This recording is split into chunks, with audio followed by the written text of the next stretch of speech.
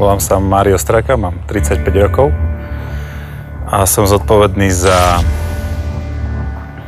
projekty rozvoje spolupráce v Afganistane Organizácie Človeka v ohrození.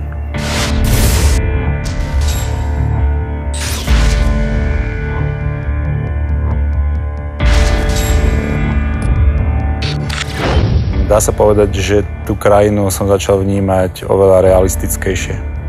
A moje predstavy o Afganistane boli asi podobné, ako má väčšina Slovákov, pretože predstavy o Afganistane bežný Slovák získava cez média. A média túto krajinu vykresľujú skrz tragédiu, nešťastie a smrť. A ten Afganistán je v skutočnosti iný.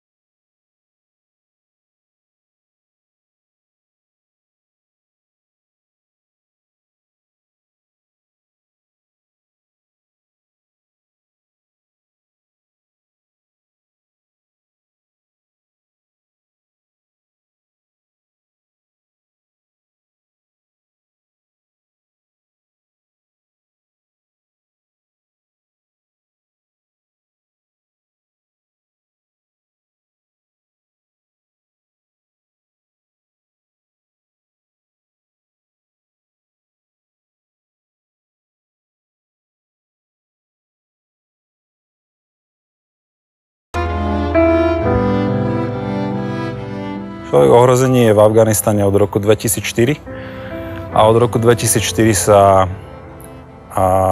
realizovali úspešne mnohé projekty. Dá sa povedať, že sa projekty Človeka v ohrození zameriavajú na dve hlavné oblasti, ktorými sú poľnohospodárstvo a vzdelávanie. Vzdelávanie je pre túto krajinu mimoriadne dôležité, pretože za 30 rokov vojnového konfliktu, ktorý tu bol, ľudia stratili akýkoľvek poznatky, ktoré sa v štandardných krajinách predávajú z generácie na generáciu. Sú tu oblasti, ktoré, ak sa farmári vrátia naspäť na polia a začnú efektívne, naučia sa ich efektívne obrábať, tak im to prinesie obživu a nielen im, ale aj ich rodinám.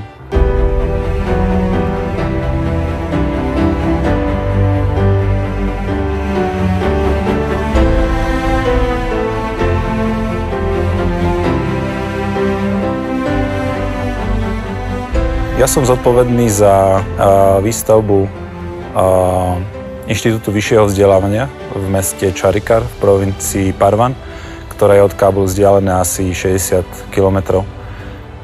Staviame školu, ktorá má poskytnúť vzdelávanie pre zhruba 100 chlapcov v oblasti poľnohospodárstva a 100 dievčat ročne chceme naučiť základom manažmentu, žurnalistiky. Chceme ich naučiť pracovať s počítačmi a základy anglického jazyka. To vzdelanie, ktoré pre dievčatá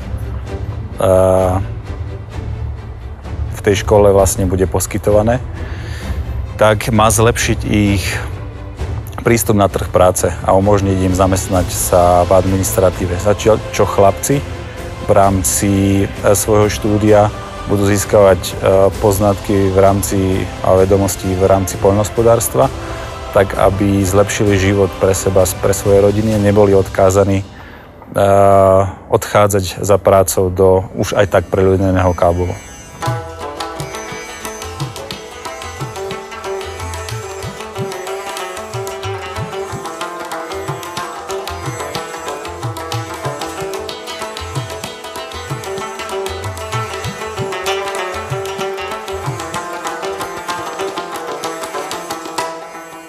Afgánci nie sú zvyknutí projektovať, nie sú zvyknutí dokonca ani plánovať nejako veľmi dopredu.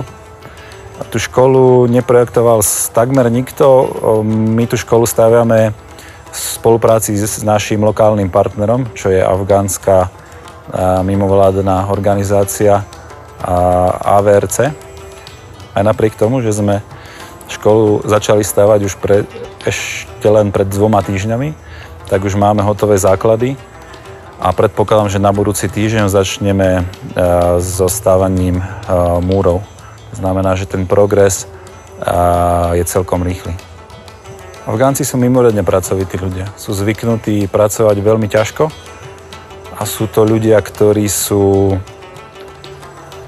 zvyknutí čeliť takmer akékoľvek životnej situácii. To znamená, že ich žiadna prekážka nezaskočí a neprekvapí a sú zvyknutí sa so svojím životom popasovať. A to vidno v podstate aj na stavbe.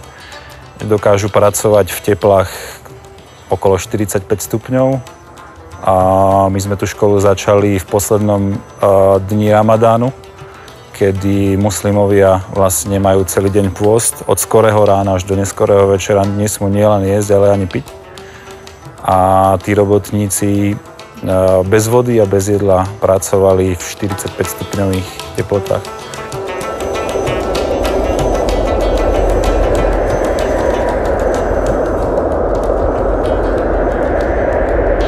Chlapci v Afganistane spolu do školy chodiť nebudú, pretože nesmú, pretože je to kultúrne neprípustné. A to, že my budeme poskytovať vzdelávanie v našom inštitúte aj pre dievčatá, znamená teda, že ten inštitút bude musieť dodržiavať veľmi prísne kritéria oddeľovania týchto študentov. To znamená, že s veľkou pravdepodobnosťou budú študovať na smeny. Znamená buď chlapci do poludnia, dievčatá po nich, alebo budú mať rozdelené dni, kedy budú študovať len dievčatá a dni, kedy budú študovať len chlapci. Afgánci všeobecne nie sú naučení plánovať a plánovať si budúcnosť. A je to určite spôsobené tým, že 30 rokov vojny v nich jednoducho zanechalo silnú stopu myslenia, že žijú pre dnešný deň. To je jediná vec, ktorú majú zaručenú, pretože už zajtrajšok im nikto garantovať nemôže. To znamená, že tí Afgánci to v sebe nemajú. Nemajú v sebe to plánovanie a v podstate sami seba nedokážu vidieť v nejakom horizonte najbližšej alebo vzdialenej budúcnosti.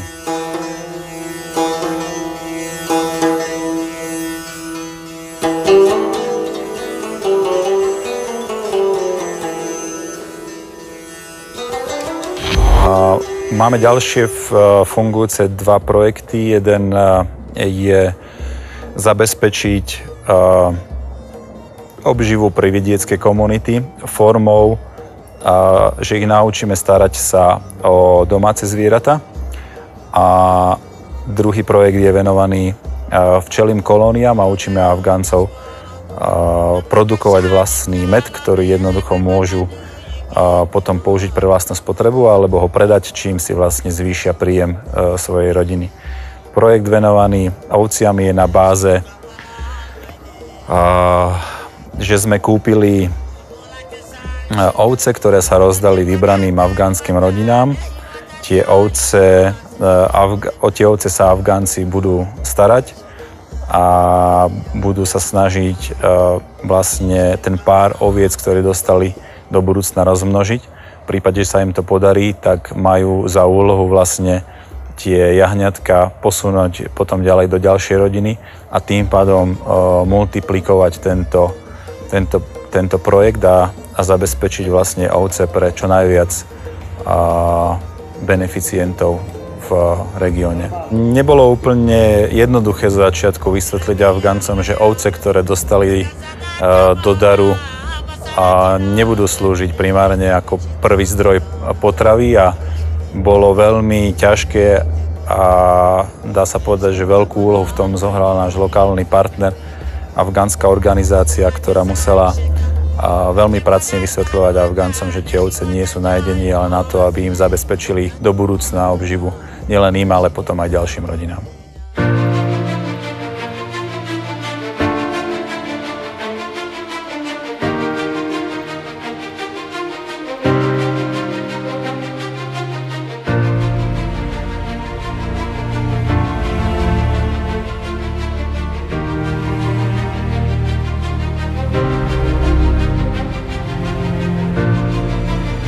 je asi nekonečné množstvo možností, ako môže Afganistan vyzerať o 10 rokov.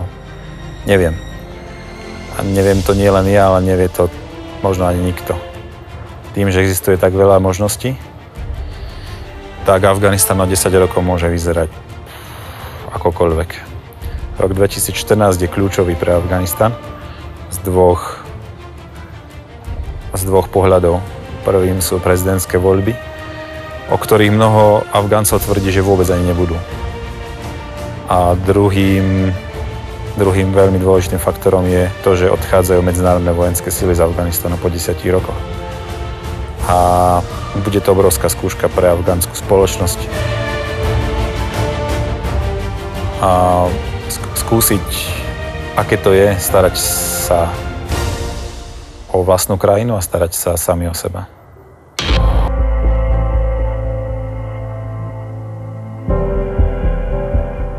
Najväčší rozdiel medzi afgánskym vidiekom a trebárs Kábulom je v tom, že zatiaľ čo v Kábule máme prísne bezpečnostné reštrikcie, ktoré musíme dodržiavať, okrem iného a hlavne to, že nechodíme nikam pešo a všade nás vozia šoféry, pretože je tá hrozba nejakej tej kriminality v meste je dosť značná, tak ten vidiek sa dostane človeku bližšie pod kožu hlavne kvôli tomu, že tí ľudia, že tam môžete byť oveľa bližšie k tým ľuďom. Rozprávať sa s nimi, dokážu vám povedať úprimne, čo ich momentálne trápi, čo by im pomohlo a ako sa im vlastne žije. A v podstate spoznáte tú možno pravú afgánsku náturu, ktorá spočíva v tom, že tí Afgánci sú mimoriadne pohostinní ľudia.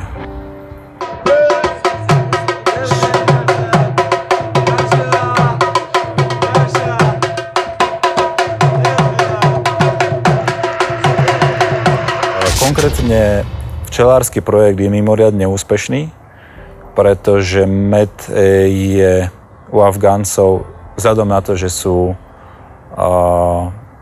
veľkí fanúšikovia pitia čaju, tak med je veľmi zaujímavou komunitou. A komunite tento med mimoriadne pomáha vlastne ľudia, naši beneficienti, ktorí vlastne s tými včelami robia, tak majú obrovský záujem a odbyt o ich vyprodukovaný med. A keď sme im ponúkali možnosť rozšíriť ich trh trebárs do Kábulu, kde je ten med relatívne drahší, ako ten med predávajú vo svojej komunite, tak to odmietli s tým, že celá ich spotreba, ktorú vyrobia, je automaticky už doslova predobjednaná a oni si dokážu z produktov, ktoré vytvoria, pokryť vlastne potreby vlastnej komunity.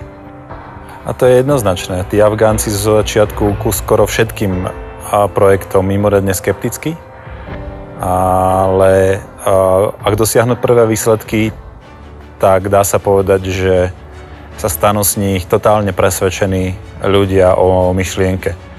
Znamená, že ak má človek trpezlivosť s Afgáncami a dokáže im vysvetliť, že po nejakej tvrdej práci prichádza aj nejaká odmena, tak tí Afgánci dokážu pracovať veľmi, veľmi tvrdo.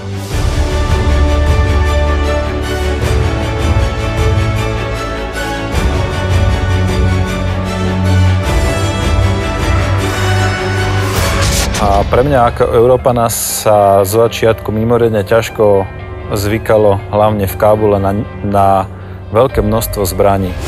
Zbraní, s ktorými som bol konfrontovaný takmer denne. Skoro každou budovou sedí vojak, ktorý drží v ruke samopal. Idete do banky, sú pri každých dverách ozbrojení ľudia. Na skoro každej križovatke je nejaké guľometné hniezdo. Cez Kábul premávajú ťažko pancierové vozidlá vojenské. Nad hlavami nám denne preletí 20 vrtuľníkov. To znamená, že to bolo prostredie, na ktoré som si musel teda dlhšie zvykať. Pre mňa ako Európana to bolo relatívne rušivé na začiatku. A Incident so slovenským vojakom sa vás musí dotknúť, pretože to je vec, ktorú aj napriek tomu, že v Afganistane je smrť všade prítomná, tak to zrazu vnímate oveľa bližšie, ako keď sa to stane niekomu inému. Ale je to Afganistan. Je to krajina, do ktorej ktokoľvek príde, si musí byť vedomý toho, že tu nie je veľmi bezpečné. A takýchto obetí je týždenne X. To znamená, že sa to nestalo prvýkrát a žiaľ, nestalo sa to ani posledný krát. Jeden z vrtuľníkov nám prelieta nad hlavou.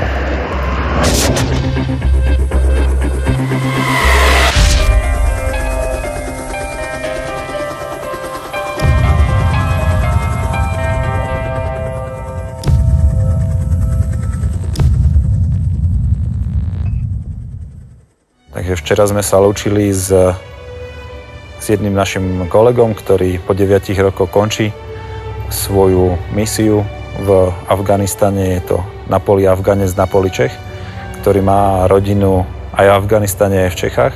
A viem si predstaviť, že pre ňoho je to oveľa náročnejšie, pretože on, keď odíde z Afganistanu, tak opustí afgánsku rodinu a keď odíde z Čech, tak opustí českú rodinu. Takže on vlastne opúšťa obe krajiny, keď má 2 domovy. A keď budem odchádzať z Afganistanu, asi mi bude smutno.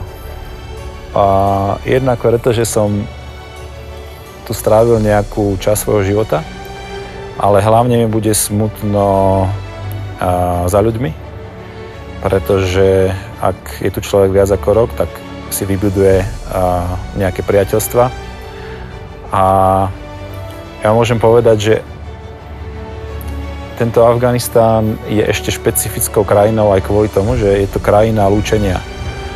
Pretože aj napriek tomu, že tu je nejaká komunita ľudí, ktorí prišli zo zahraničia, každý jeden z nich je tu na dobu určitú. Každý má zmluvu a tá zmluva mu jedného dňa vyprší. Takže treba si zvyknúť na to, že ak si niekoho obľúbite a stanete sa priateľmi, tak ten človek odíde navždy. A je to taký kolobeh tu na Afganistane. Takže ja jedného dňa odídem a asi to bude navždy.